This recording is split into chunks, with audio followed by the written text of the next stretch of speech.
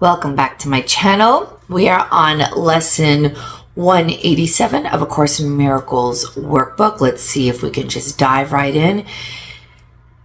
I bless the world because I bless myself. No one can give unless he has. This is true.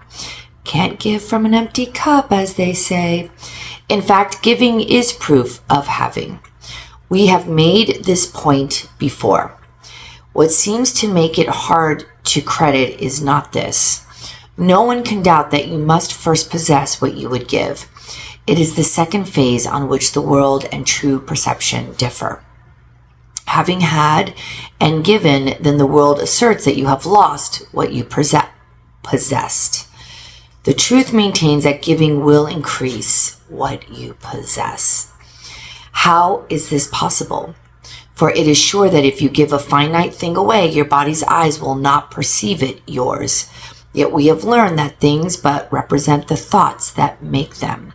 And you do not lack for proof that when you give ideas away, you strengthen them in your own mind. Oh, wow.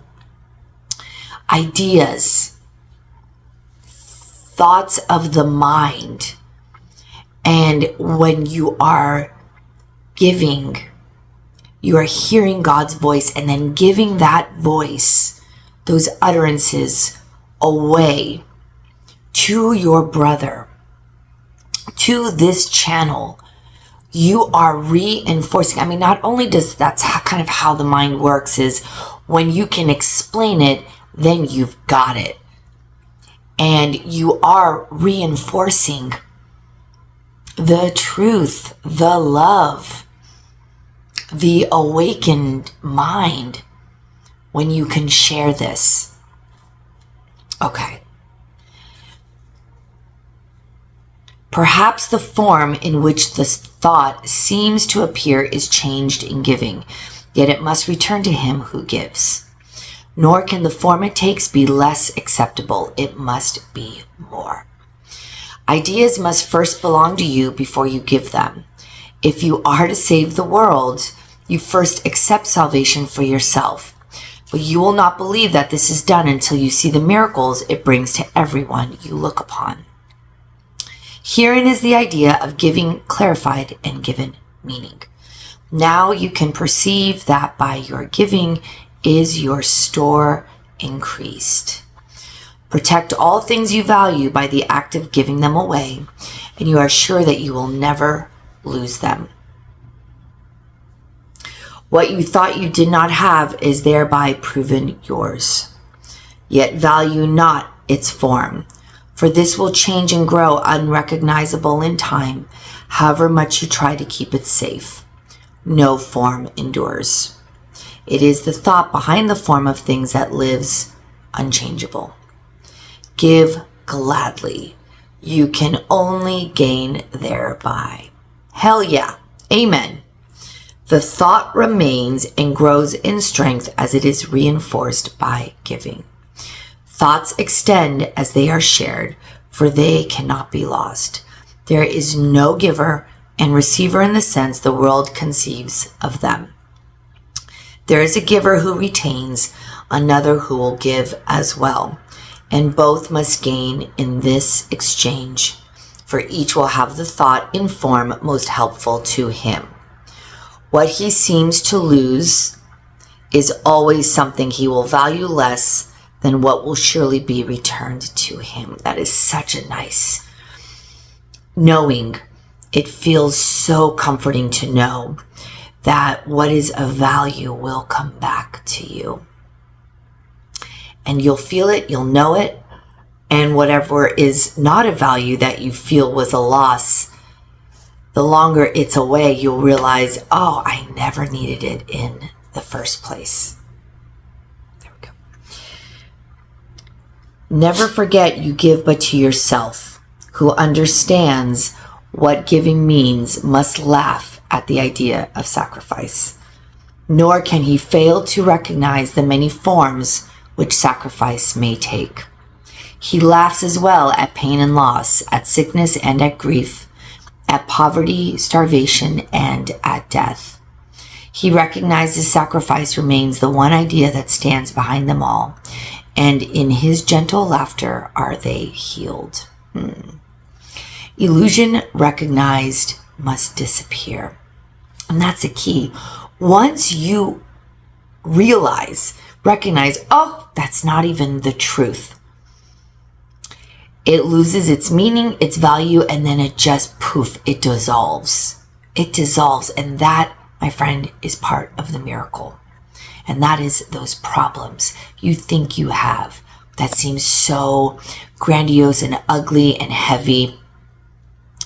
When you realize what it truly means and how valueless they are, you will watch them just reorganize, and more often than not, just dissolve or corrected, resolved, whatever it is. But then they eventually go bye-bye. Thank God.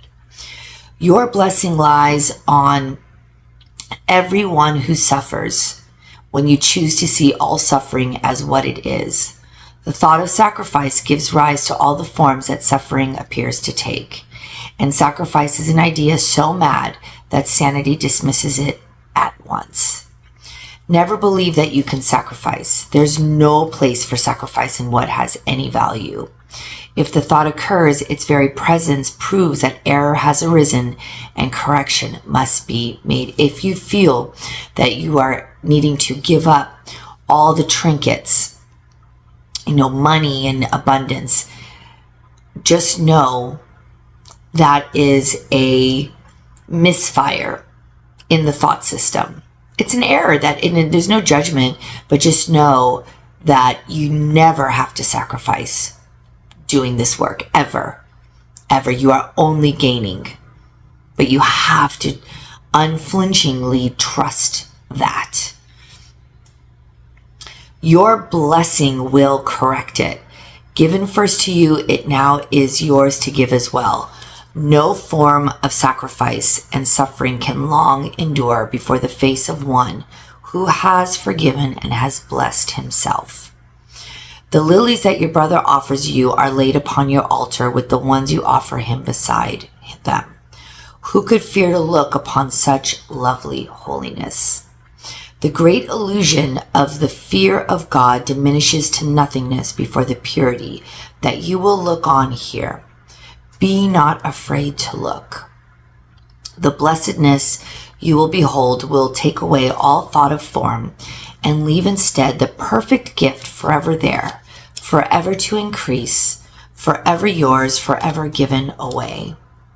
Now are we one in thought, for fear has gone.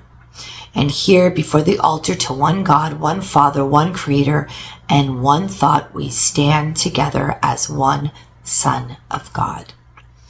Not separate from him who is our source, not distant from one brother who is part of our one self, whose innocence has joined us all as one.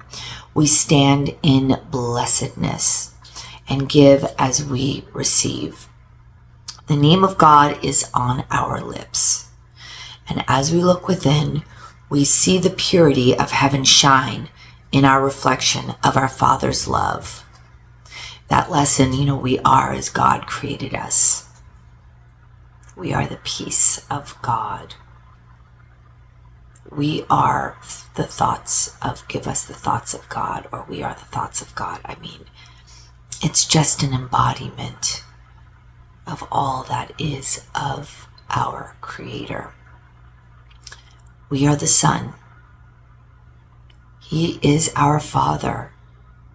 Christ holds our hand as his Son, but we are all joined as one. Just feel that. Take that in. Breathe that in. Now are we blessed, and now we bless the world. What we have looked upon we would extend, for we would see it everywhere. We would behold it shining with the grace of God in everyone. We would not have it be withheld from anything we look upon. And to ensure this holy sight is ours, we offer it to everything we see. even the stuck page. For where we see it, it will be returned to us in form of lilies we can lay upon our altar, making it a home for innocence itself, who dwells in us and offers us his holiness as ours. Once again, I got a massive trigger, still holding on to grievances of a past person.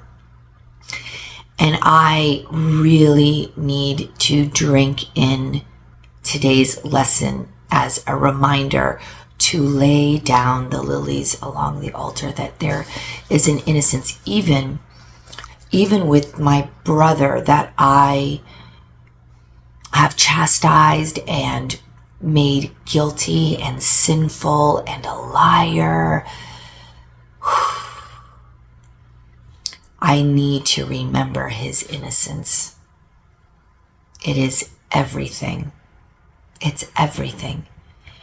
And nobody said this was easy, because there is a lot of undoing. There's a lot of past life trauma there. That's why it feels so thick and heavy. But be unflinching, be relentless, make those very strong, convicted intentions that it will be undone, and you will be able to join with that brother, the one that just really is a gnarly one, and everybody's got one or a few, and we need to look past the body, past that egoic illusion of bad behavior, of the lying, of whatever misaligned behavior, and look at their innocence. Go beyond all of that mask, beyond the mask, to see the truth in him, even when or while he is still entangled in fear. Because when the ego is activated, it's just an entanglement of fear that body is projecting.